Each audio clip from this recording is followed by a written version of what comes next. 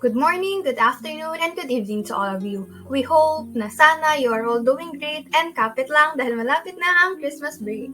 Before I start, I don't think you can see my video due to technical problems, but this is Charliene speaking and I am with Karylle, and right now we are going to discuss The Myth of Sisyphus by Albert Camus. We hope you would enjoy this discussion, so let's get started.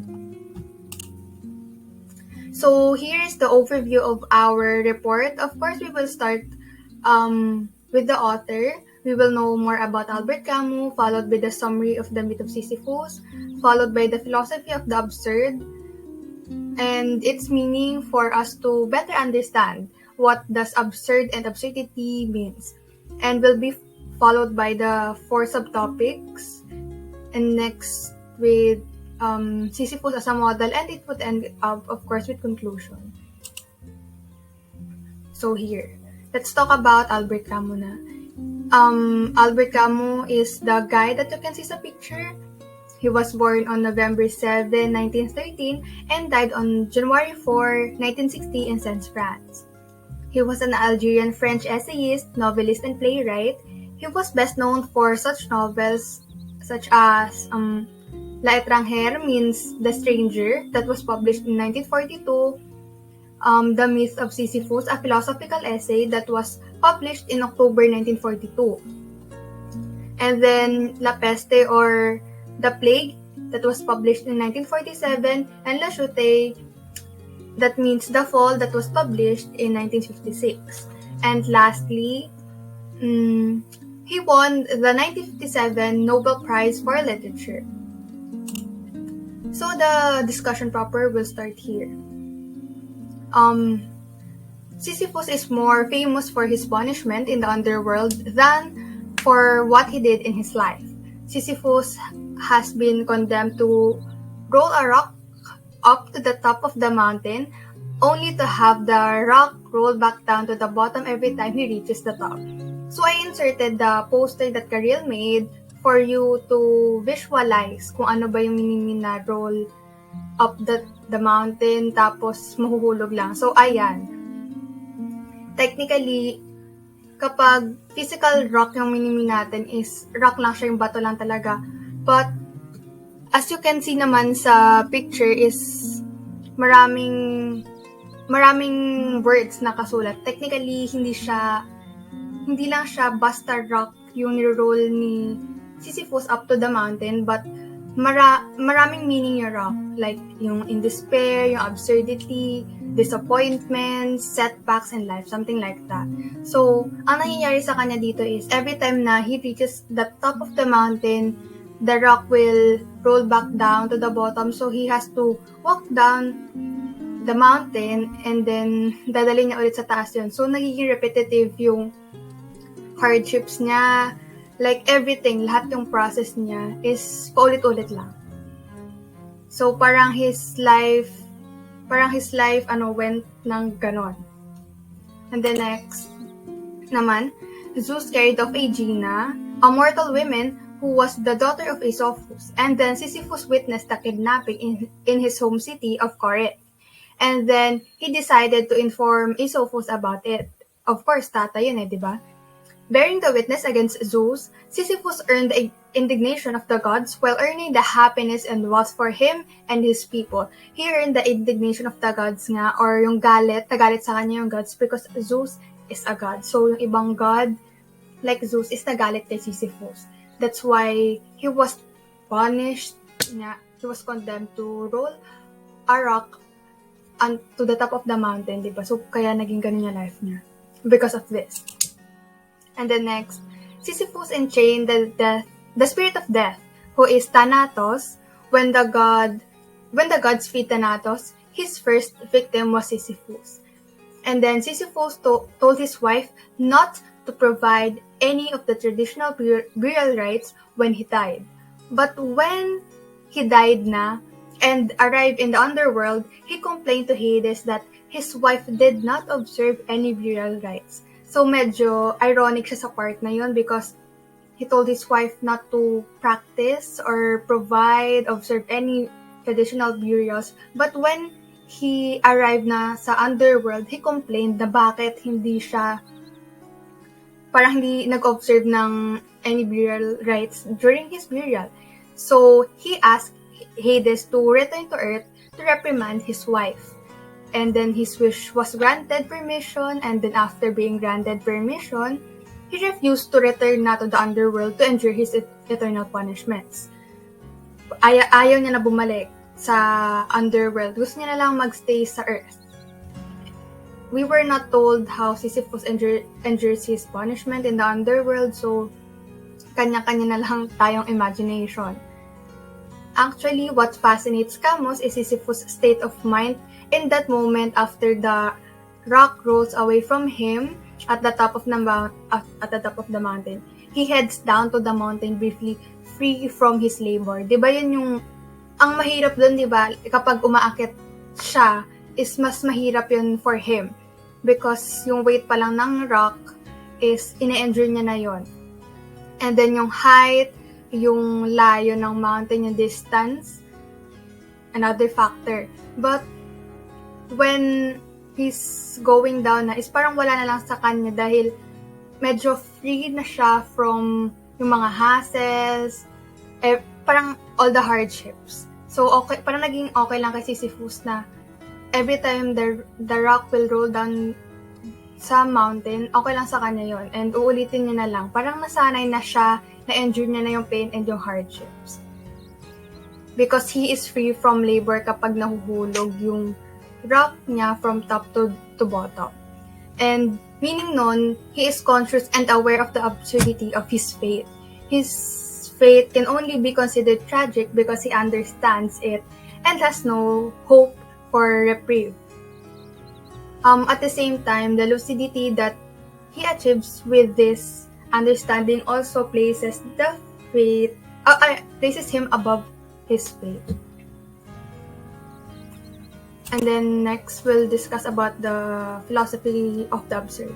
So, as I have mentioned kanina, I have mentioned, diba, several words such as absurdity, and then it's because the primary concept of this is the absurd of absurdity.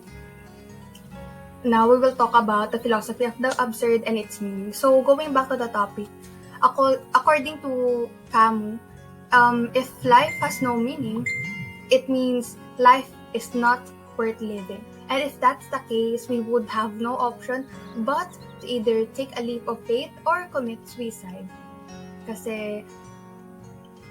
And according to him nga, it's a fundamental conflict between what we want in and from the universe, like yung meaning, orders, reasons, diba? Siguro, I bet some of you is nanghingi na sa universe ng sign na kapag ganito, kapag ganyan, sana dumating yung ganito or ganyan. Parang nanghihingi tayo na sana bukas may bago akong phone, may bago akong sapatos, may bago akong damit, something like that. And then, yun nga, what we want from the universe and what we find in the universe is hindi parehas, conflict. Most of the times, yung something that we are asking from the universe is hindi natin nakukuha. So, yun nga, we never discover the purpose of what we obtain in our lives, and by placing hope in God beyond this world, we will either observe the meaning through a leap of faith or come to conclude that life is meaningless. That is according to Albert Camus. And then understanding ang the absurdity, Merriam-Webster defines absurd as the state or condition in which human beings exist in an irrational and meaningless universe and in which human life has no ultimate meaning. So, ayun na, na-mention na earlier sa previous slide na this is a conflict between human and the universe. While Albert Camus defines it na as a confrontation between rational human beings and an indifferent universe.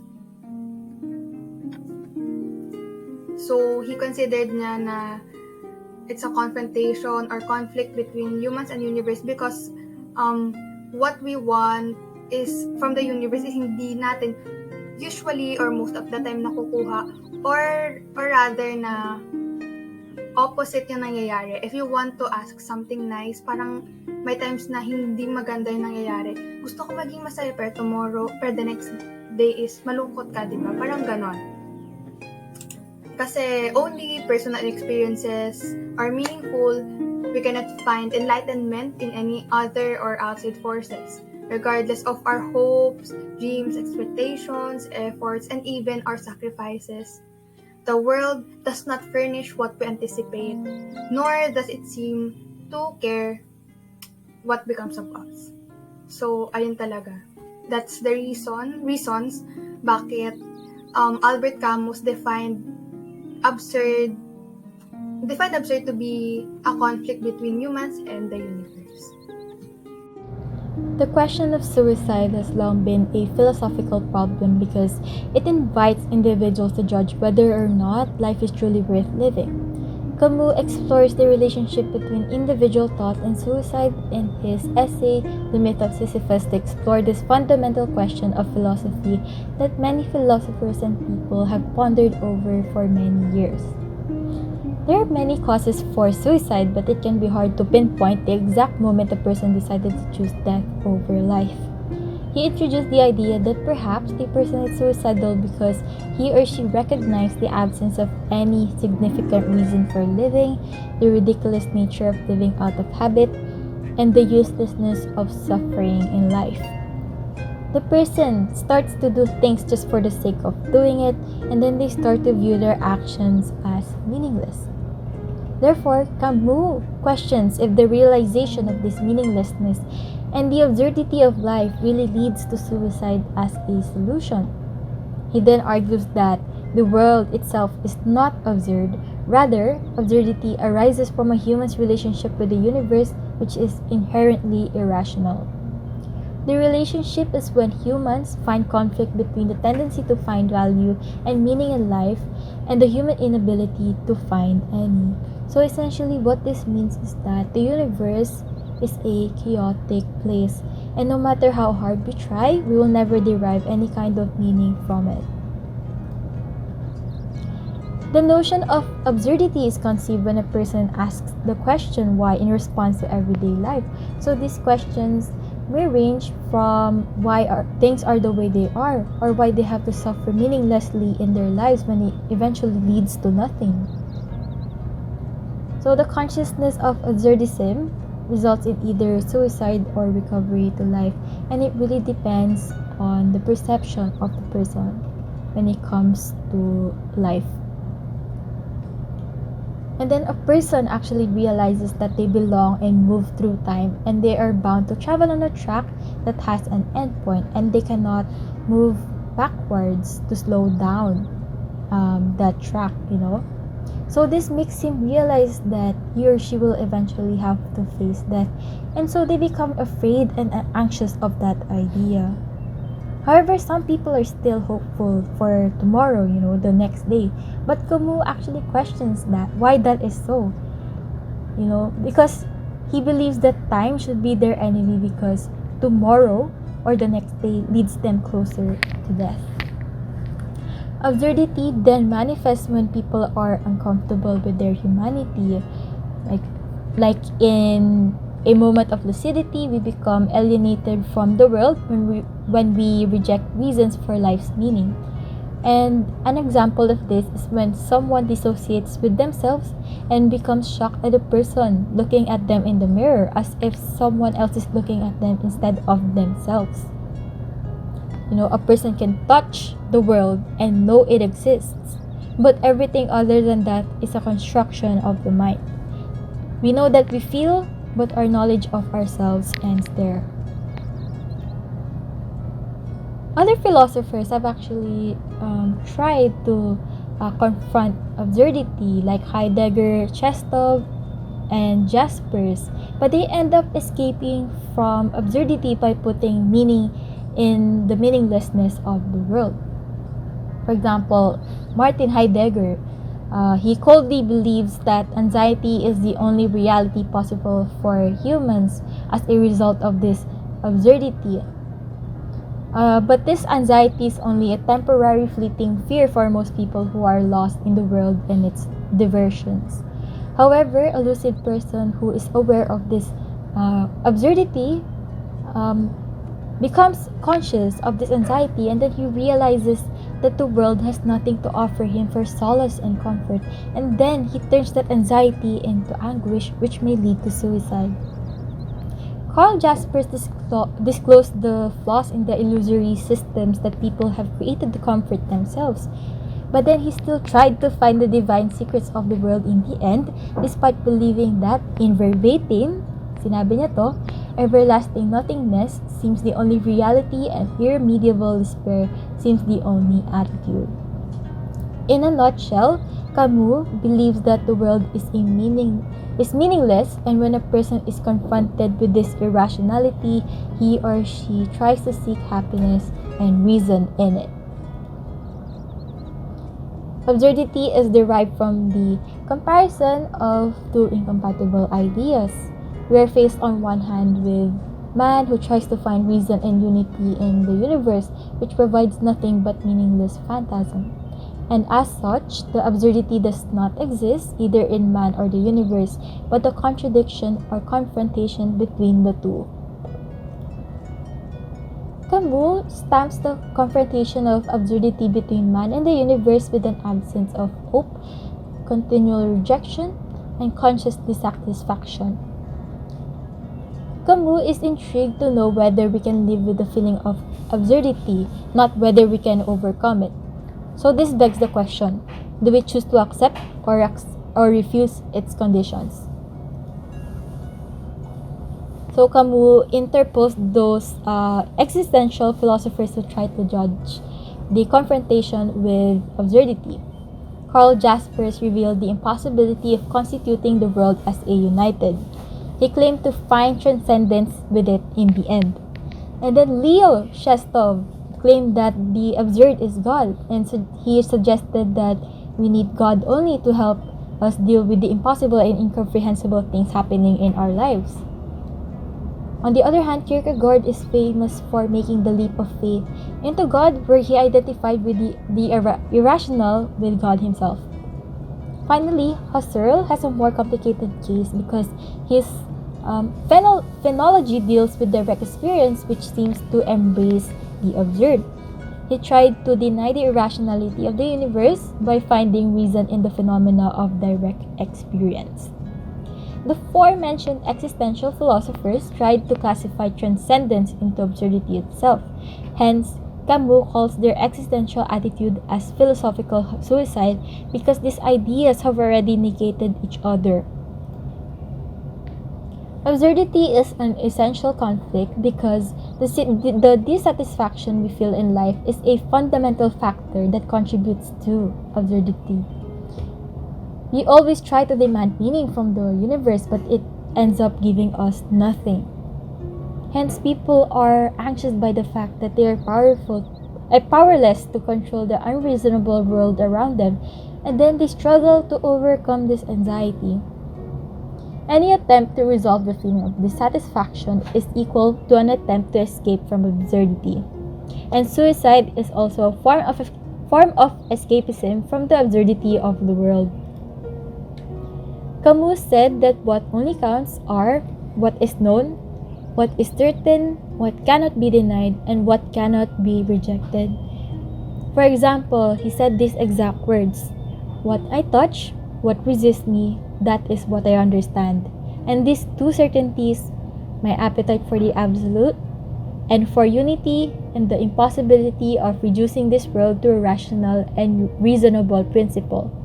I also know that I cannot reconcile them. The absurd is the conflict created between human reason and the universe. In the end, he derived from the absurd three consequences. The first one is revolt, second type is freedom, and the third is passion. We live with the idea of so-called freedom, We define it as being free when we get to make our own decisions, or when we define ourselves by our own actions, or when we choose our own course or path. However, the only freedom the absurd man knows is the freedom from experiences, like the freedom to think and act as he or she chooses. And Camus actually suggested the method persistence for life. We can choose to revolt by understanding the gravity of the human predicament while simultaneously persisting and carrying the heavy load of life. Finally, through passion, we can choose to recognize the beauty in the mundane and to pursue a life with diverse experiences. So, this leads us back to the question that Camus had at the start of his essay. Does the recognition of the absurd cause one to commit suicide? It actually leads to the contrary because it allows us to live life to its fullest. So, as long as we recognize that there is nothing more to life than the absurd struggle, we can find happiness in it. So now we are down to the second to the last part of our presentation. And right now we are going to talk about Sisyphus as a model. As I've mentioned earlier, Sisyphus was condemned by the gods to roll a rock to the top of the mountain, and it would just end up falling down because of its own weight, and he must repeat the labor for eternity. Now he has to repeat the process over and over again. But he didn't give up na no matter how heavy, how the rock weights, um, ginaod niya pa rin up to the top ng mountain. Hindi siya nag-give up na it doesn't mean na nahulog yung rock niya sa first time. Di ba hindi naman siya give up, and the second time, hindi pa rin siya give up. Parang ang pinaportray dito ni Sisyphus, he is a strong person na he doesn't give in sa mga setbacks or mga failures, if I would say, na no matter how harsh, how hard life is, never give up. So, next naman, Camus interpreted the myth in different ways as he regards Sisyphus as the absurd hero. For Camus, he is a hero because nga sa mga reasons that I have stated earlier. And he was particularly interested in the moment when Sisyphus pauses at the bottom of the mountain before starting the task all over again. Because we know, kahit tayo, imaginein lang natin rolling a huge rock to the top of the mountain is mahirap na, how much more kapag live or ikaw mismo gagawa nun eh. 'Di ba? Like face to face mo gagawin yun. It's very mahirap, and then Sisyphus pauses for a while but he did not stop. And he was able to scorn the gods since he was aware of it. He was aware of the absurdity, the failures, the setbacks na he is facing, na his life will be facing, and yung pinopossess niya na absurdity. And he is superior to it. He is stronger than his rock. This is actually, a nice essay because of its conclusions, no? And when Sisyphus acknowledged his everlasting torment and the futility of his fate, the sorrow disappears. I think we all know the famous saying na acceptance is the key. When the time that Sisyphus accepted his fate sa earth and he accepted his punishment sa underworld, the sorrow disappears. Parang wala na sa kanya. He was immune na and he really accepted na, okay, this is part of my life na. Kaya the sorrow disappeared, and another message na naman dito, in short, that acceptance is the key. Kasi if hindi natin ma-accept isang bagay, di ba? Paano tayo makaka-move forward? How can we move on? And there is no purpose for our lives, but we can respond bravely to our situations like Sisyphus. Sana, di ba? Sana, hopefully kayo din is hindi kayo easily nag-give up sa mga things na you are not good at, or sometimes may time na nag-fail na kayo doon.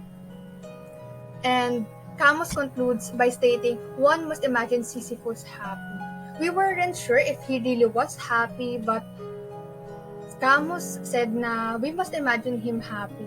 Pero imagine, di ba, the life na kahit mahirap yung life, kahit mahirap yung life, but that time na ma-accept natin na, ay, ganito yung life, is may na lang tayo, masasanay na tayo, and then, parang for us, is yung hardships is wala na, parang part of our lives na yun. Kasi, when something is considered na part of our lives na, parang, wala na kahit parang nandyan ka na, it's normal na. And then, here, let's go naman sa conclusions. Camus provided 4 examples of absurd life. Number 1 is the seducer who pursues the passion of the moment. Next is the actor who compresses the passions of hundreds of lives into a stage career. Yung mga artista to. Conquerors or rebels whose political struggle focuses his energy. And artist the one who creates the worlds. Yung, mga artists. And next naman, Sisyphus advises us to never give up into circumstantial disappointments or to strive to evade setbacks, but rather than to accept failures as we accept our triumphs. Most importantly, no matter how much we lose in our journey, we must never give up until we reach our fullest potential. And lastly, Albert Camus claimed that Sisyphus is an ideal absurd hero because he leads us to believe that Sisyphus is content since he has accepted the punishment in the underworld that has been imposed on him. He wanted us to envision Sisyphus happy so that when we might face the absurdity of life, only by acknowledging the absurdity, we can transcend it and strive towards some form of happiness. Bale in short, gusto ni Albert Camus na whenever we face a failure, a setback, or if we, na tayo sa darkest time or lowest point of our lives, na we have to accept it for us to find the light in it. Kasi everything naman is balanced, diba? Sa good, there is a bad. Sa bad, there is good. Bale, sa dark, there is light. Sa light, there is dark.